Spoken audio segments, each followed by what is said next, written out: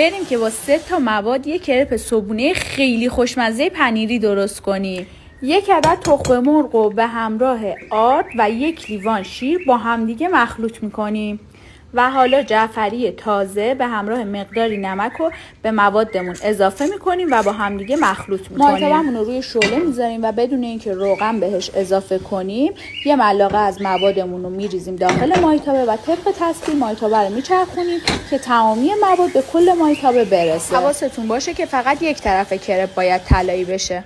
حالا پنیر پیتزا رو روی طرفی که طلایی شده میذاریم و بخچه پیچش میکنیم. حالا هر طرف کرپمون رو سرخ و طلاییش میکنیم تا پنیر داخلش کاملا آب بشه. اینم از کرپ پنیری ما که برای صبحونه خیلی خوشمزه است. امیدوارم دوست داشته باشید و برای خودتون درستش کنید.